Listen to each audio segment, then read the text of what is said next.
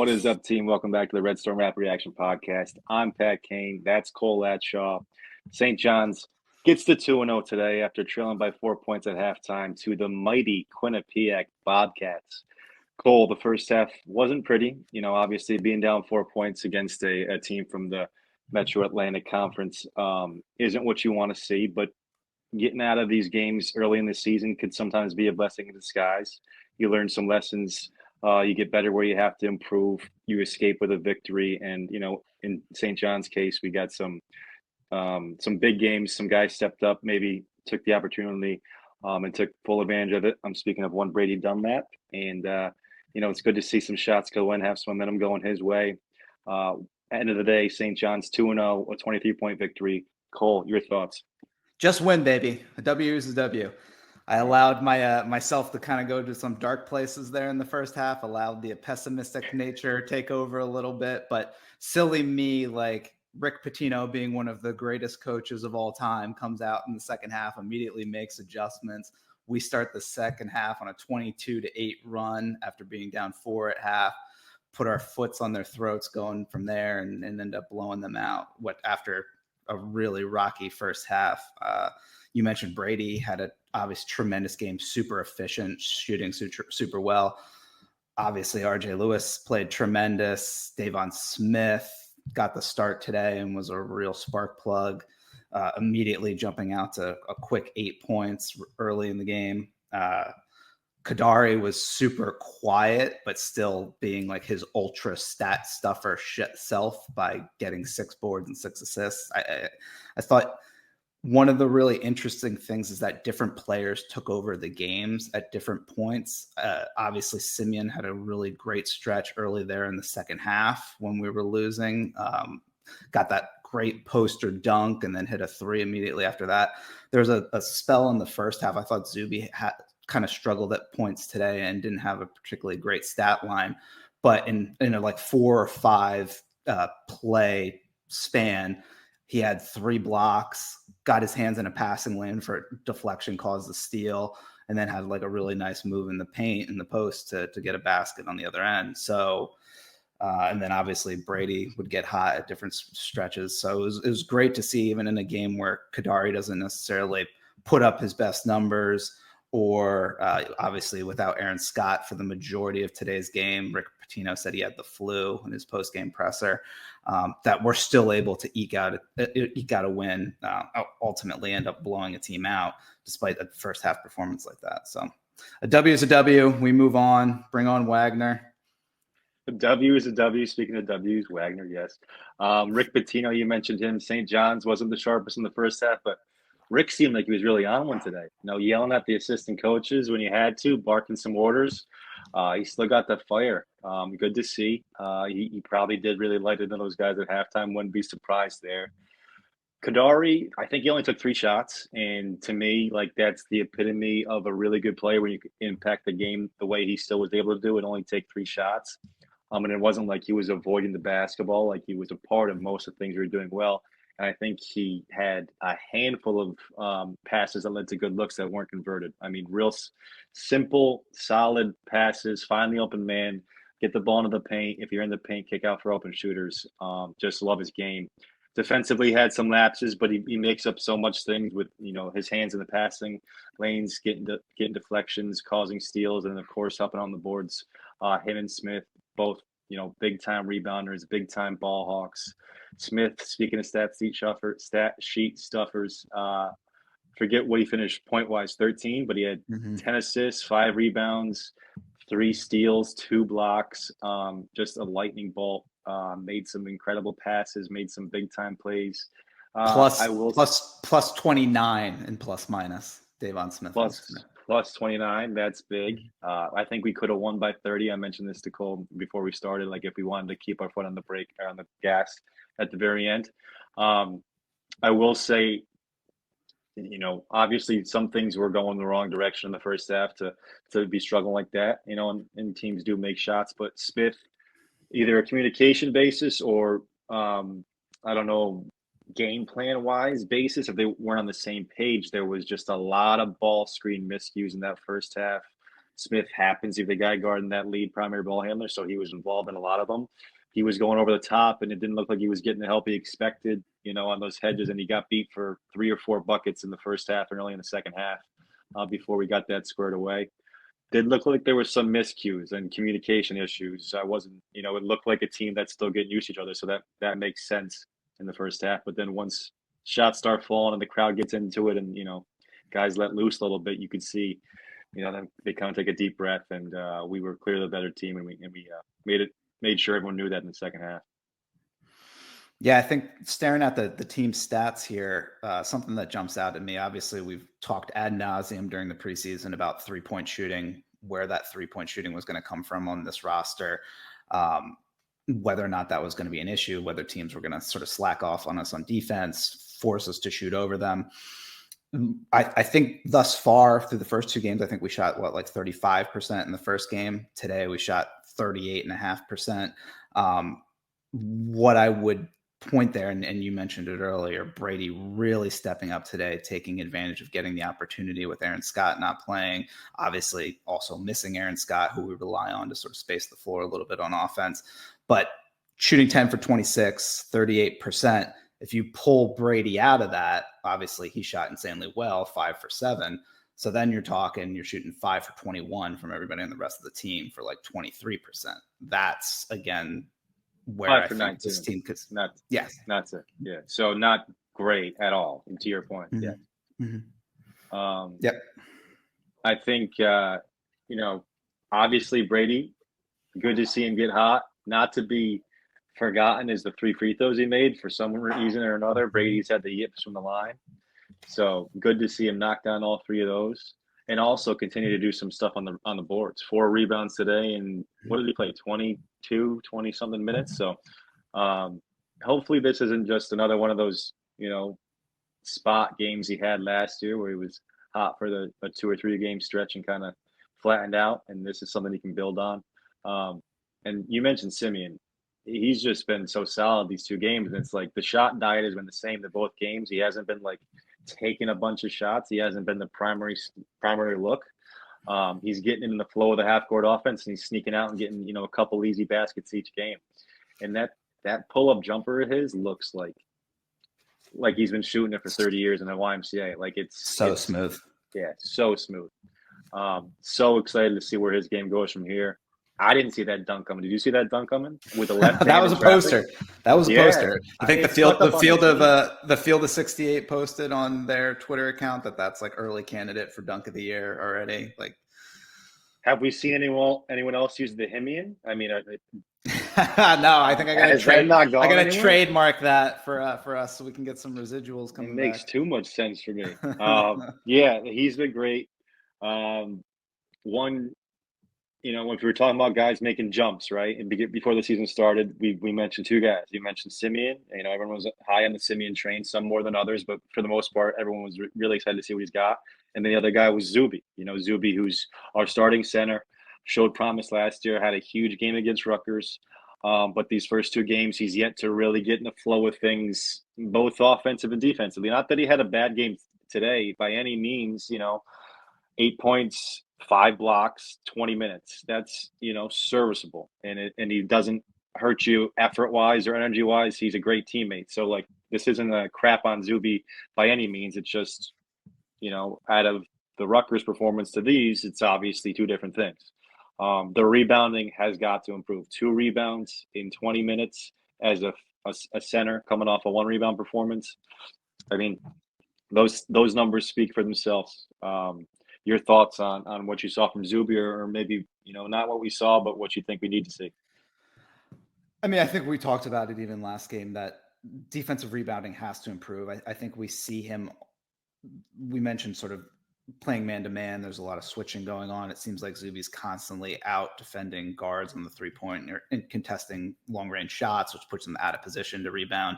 We were talking offline, and you mentioned, obviously, people like Davon Smith, like a Kadari Richmond, RJ Lewis, those aren't your typical guards. Those guys are in the paint, crashing boards, getting Yeah. rebounds. So obviously that's going to take away from Zuby's rebounding statistics. But what was the stat you had said last week that he has never had more than a 5 defensive rebound game? He's never had 5 defensive rebounds in a game in his career.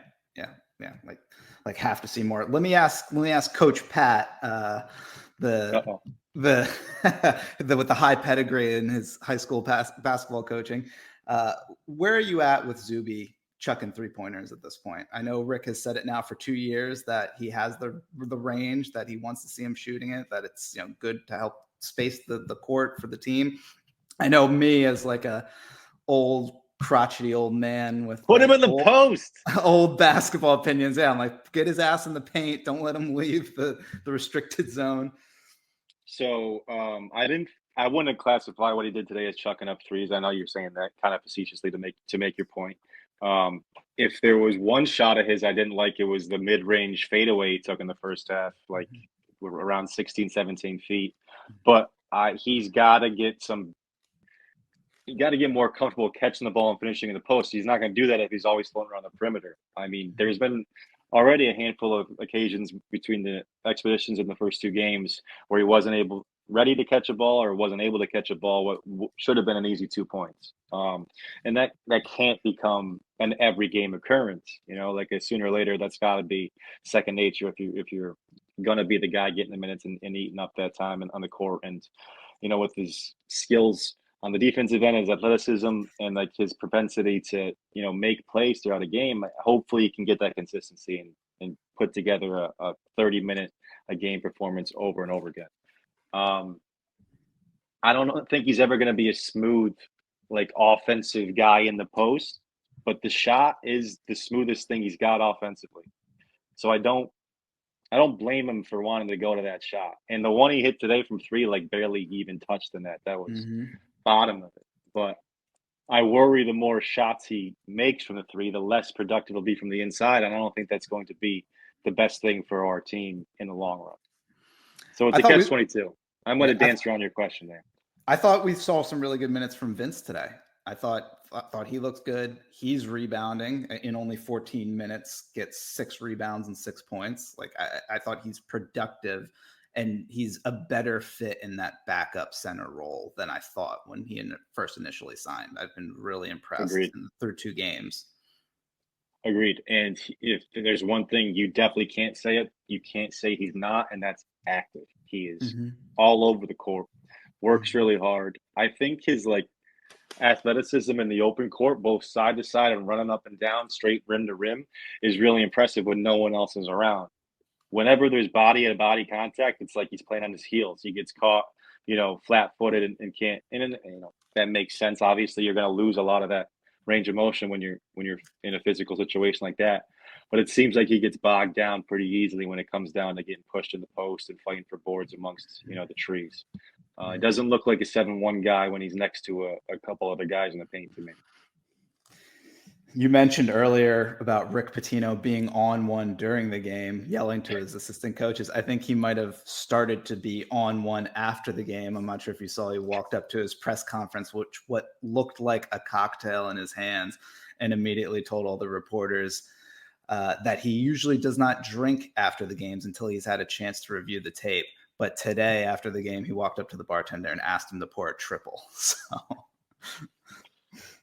do you think it happened, or do you think he's talking? It looked like a cocktail to me. I mean, as a cocktail connoisseur myself, when I see a squeezed lime in the middle of a drink, like I'm probably going, that's some type of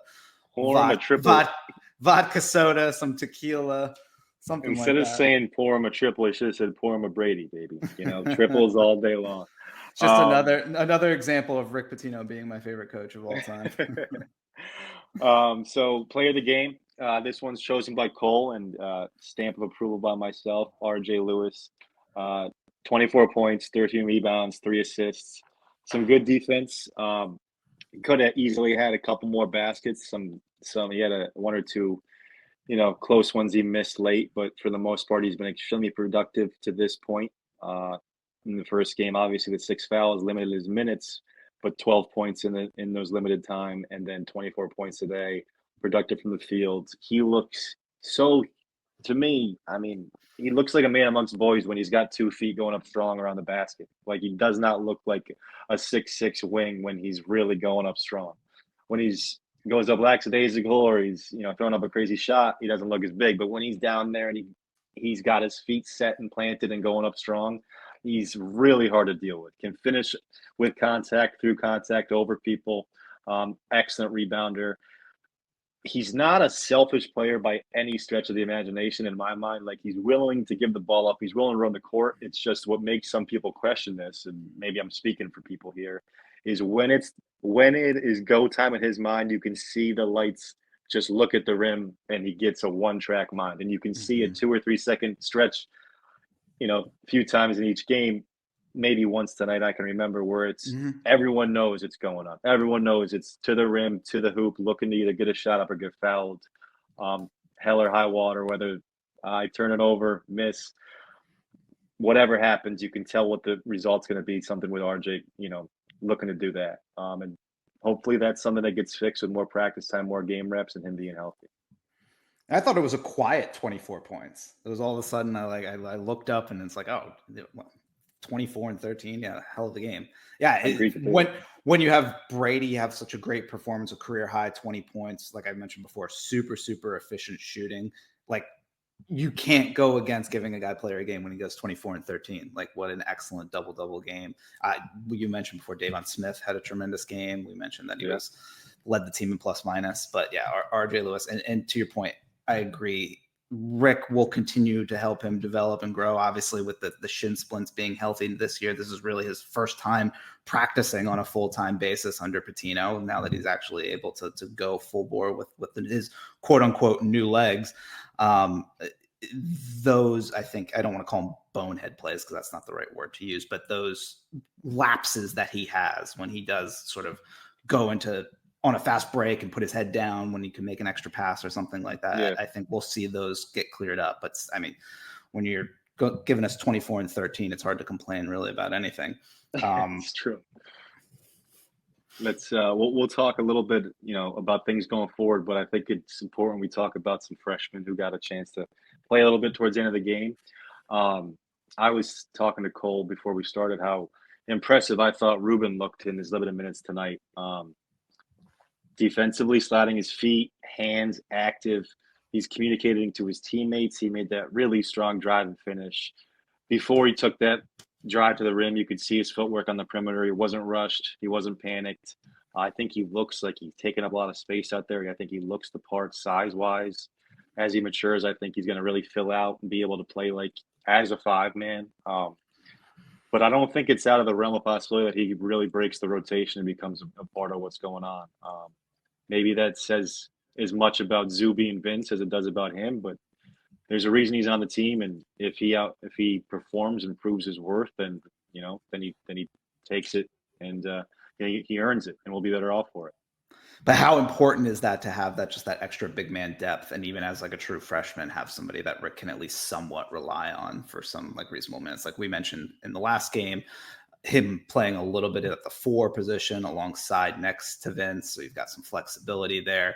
It takes a lot of pressure off Zuby, not having to worry about him getting into foul trouble and that drastically affecting the game when you have a few extra pieces to come off the bench and not feel terrible about. Yeah. I frankly did not expect Ruben to look as good as he does as a true freshman this early in the season already. Like it's not an insane concern as I would have originally anticipated it being at the beginning of the season. If Zuby, it was speculated might have rolled his ankle a little bit in the first game, seemed to be relatively clearly fine today, but had a little bit of struggles, and yet still like to have 2 bench pieces, 2 bigs to be able to bring off the bench, like tremendous.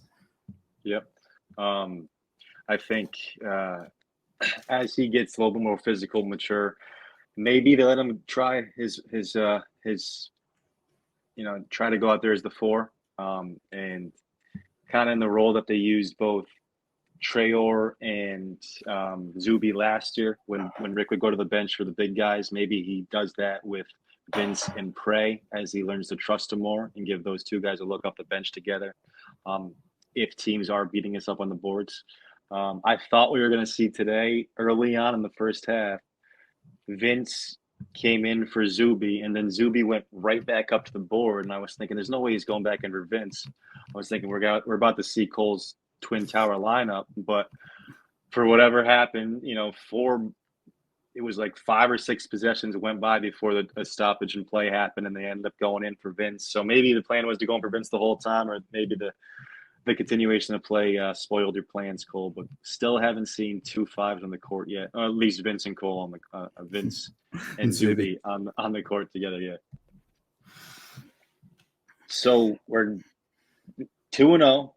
For the most part, I think things have looked good. Sometimes not great, but I think we're happy overall.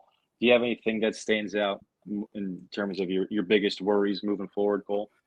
Again, just win. As long as we keep winning, there are no worries. I'm really interested to see this game next weekend against New Mexico. I think that will be very telling. They beat a relatively good UCLA team, so that'll be a real litmus test early. Obviously, then heading to the Bahamas, we'll really, truly see what this team is made of. But really just escaping these bye games with victories, I think, is the most important thing here. Like, okay, let's take care of Quinnipiac, move on from there. Bottom line, win 100%.